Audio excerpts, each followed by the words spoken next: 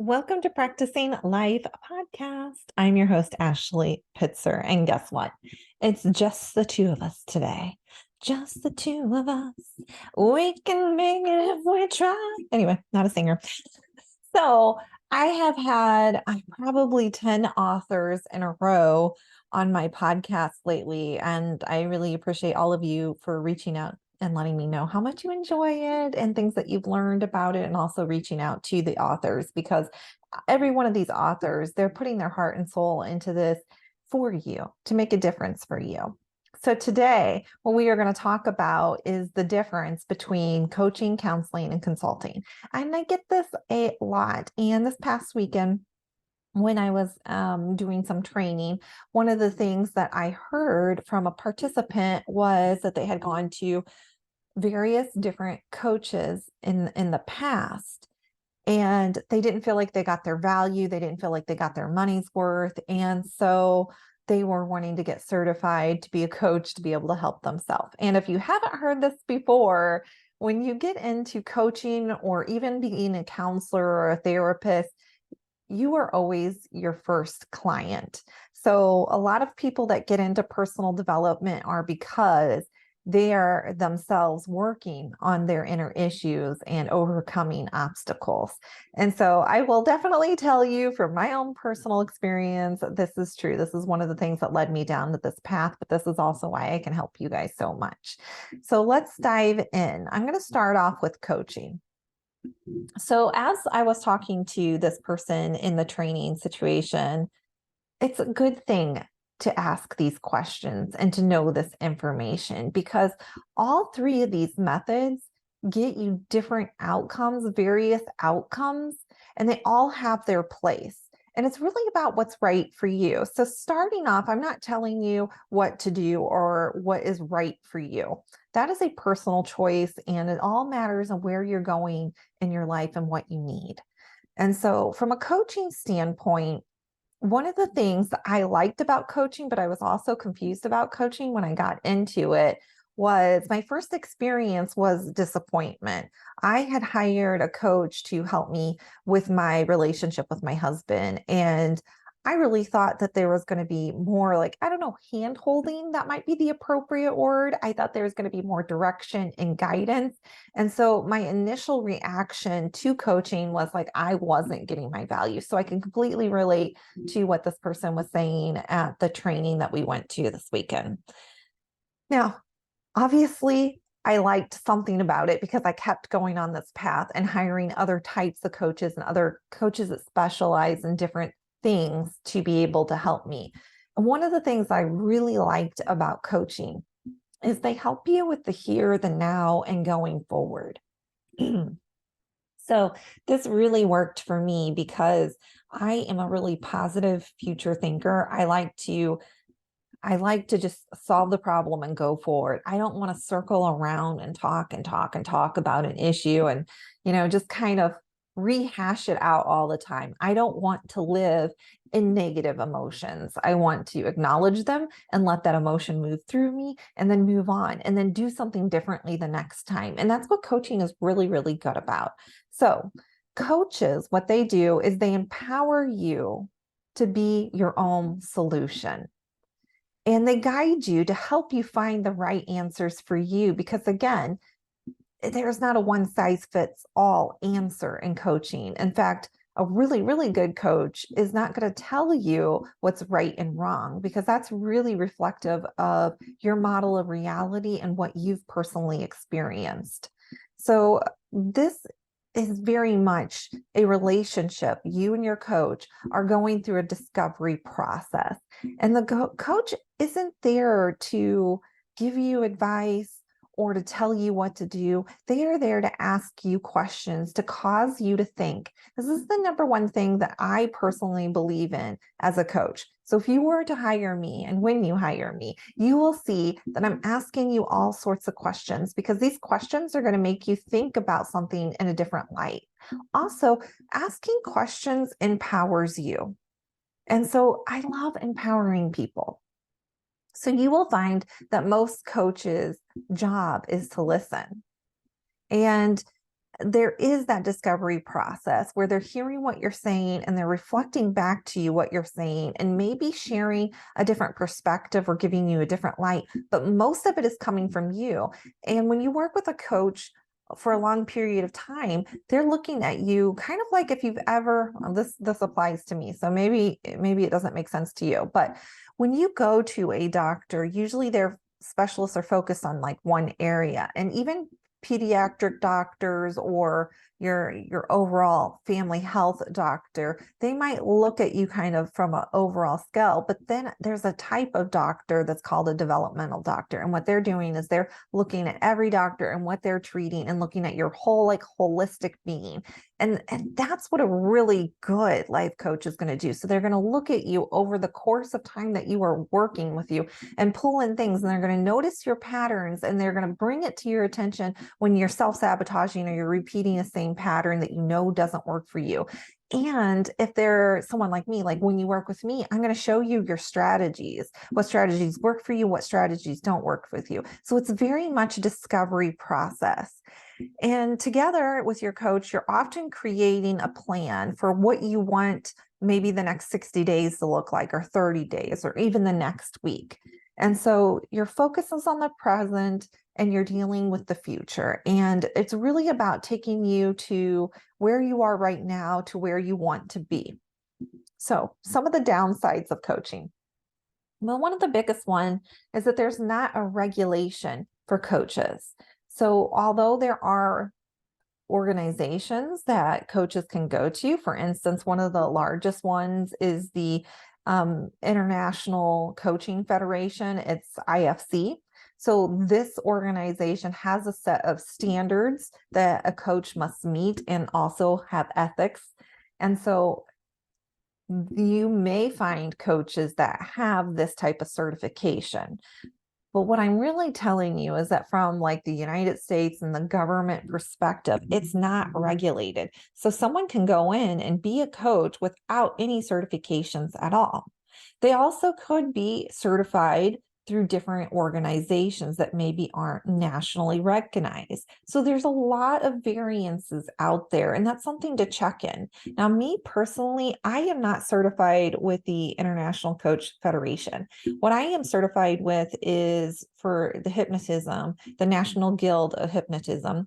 And then I'm also certified through the Neuralistic Linguist Practitioner. So I have my own board that I am meeting with, so that I am meeting some type of standards and ethics. So everybody has something different. Now, that is something that can take consideration. So understanding what you're getting out of coaching, what they're really doing, and then what type of certifications that you feel comfortable with.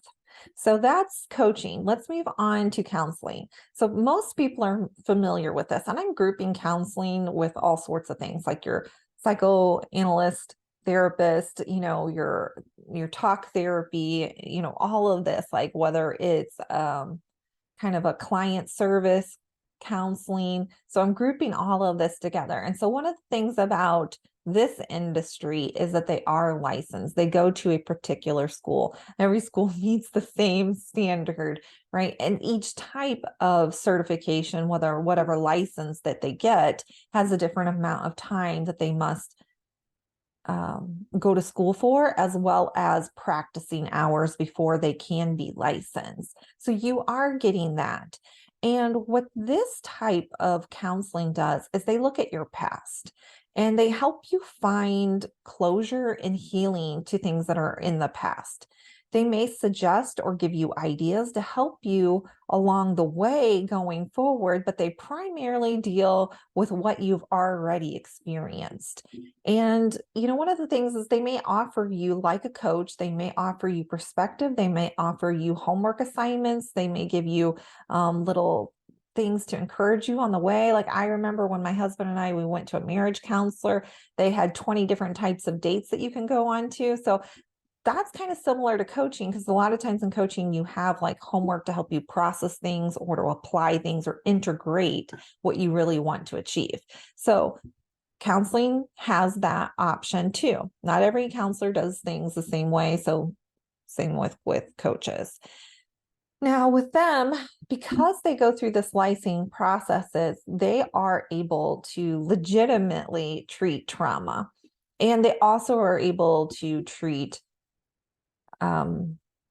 diagnosis, whatever that may be, whether it's an anxiety disorder or bipolar or whatever spectrum there is, because there's so many mental health issues out there. Anyway, because they are licensed, they can really help you with this. And this is what I would consider a deep process, and is often a slow process because you're kind of digging through the past, rehashing it, and due to whatever you have may experienced, it can take a long time to really just like be willing to open up and share and to be vulnerable and to look at it and to break these patterns. That doesn't mean that it is going to be that way for everyone. I mean, I've definitely gone to counseling in the past and worked on different issues. I may have only gone to the counselor one time, right? So everybody has a different need and a different perspective.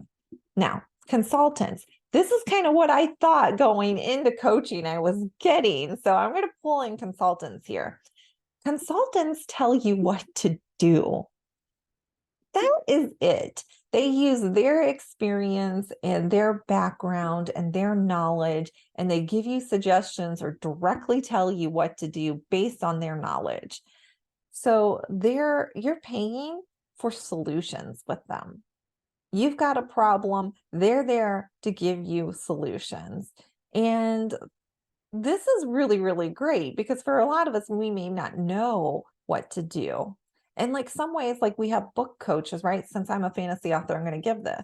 A book coach guides you along the way, but in some aspects, they also are a consultant because not every one of them, let me make that clear, not every one of them, but some of them kind of have a little bit of consulting services added in there too. They may tell you like where to go to get certain information, or they may tell you what book tours to sign up for, right? So some of these aspects between all three of them can be blended, but the stereotype way is how I'm kind of defining it between each one of these. So a consultant, just like a doctor, one of the downsides on them is doctors may know a lot and they may have a lot of expertise, but they may not have bedside manners. And this is the same way with a consultant. A consultant may not be the best communicator because what they're really good at is what they specialize in. And that doesn't mean that they're the best communicator. And also, they may not be considering what you're comfortable with or what you are wanting to risk. So they have their own priority and they know how to get results. And that's what you're paying for. And so again, you just have to decide, and communicate as best as you can where you're at, what you're wanting, what you're comfortable with, and find the right person who's going to work with you. So these are kind of the three things. Now I'm going to blow your mind, right? Because I am a coach and a hypnotist. So as I mentioned at the very beginning of the podcast, it's a good thing to work on now and going forward, because that also helps you get the results that you want to get. But like most people, I would say, if not all people, have something that is in their past that's kind of holding them back, a limited belief, right? They have something that is in their past that is hurtful and has caused them to be cautious the next time they're in the situation, or to do something differently to save and protect themselves, because this is just how the brain works. And so this is where my certifications in hypnotism come in, because as a hypnotist, even though hypnotists, just legally wise from a legal standpoint, aren't allowed to treat or cure. So let's make that super, super clear. They are not allowed to. Only licensed professionals are allowed to. But what a hypnotist can do is help you look at your past. And so one of the things that I do is parts integration. I absolutely love parts integration. It's one of my favorite things, maybe because I have so many parts in me. And so let me break that down for you. Parts, you've probably used this language yourself. Parts is like, one part of me wants to do this, one part of me doesn't. I want to stay, I want to go. I want both of these things, and they are in conflict with each other. I've said this to myself various times throughout my life. Like, I want this job and I want this job. I want to stay at my job and I want to leave my job. And it can be so simple. Like, I want this off of the menu and I want this off of the menu. Now, that's not so severe. You wouldn't necessarily get coaching off of this, but I'm just kind of being silly to draw an example for you. So parts integration is something super exciting because there's a conflict in you, and this conflict, it can be something that repeats over and over and over, and you're constantly bumping up against like this internal struggle. And so both of these parts of you are trying to do something for you and help you, but they're going about it in different ways.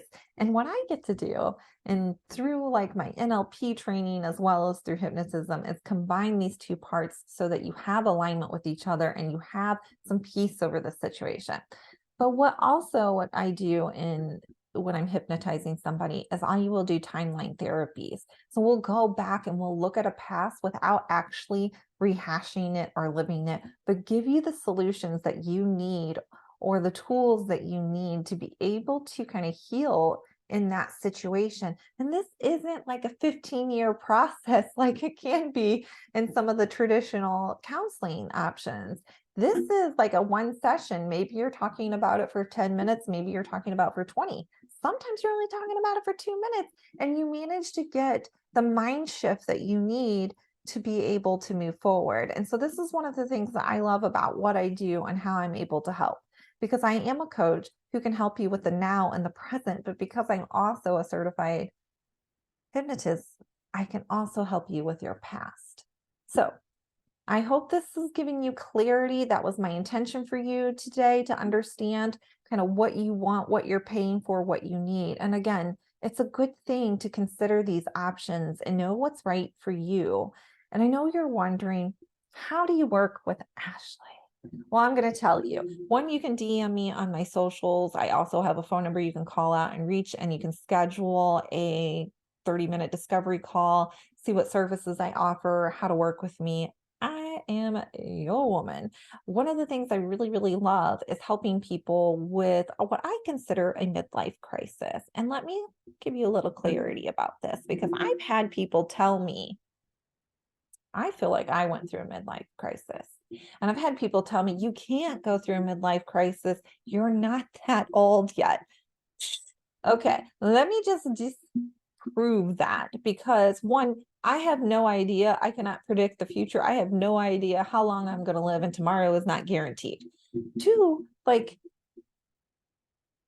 when you have something that changes your life, what else do you want to call it when you're later in your life and you realize this pivotal moment and you're ready to make a big change? So it's a universal term that doesn't necessarily have to apply to your age. Anyway, so I'm here for you. Follow me on social media, get to know me. You have my podcasts to know what I'm about and who I am. So for all of you listening, thank you. And as always, you matter.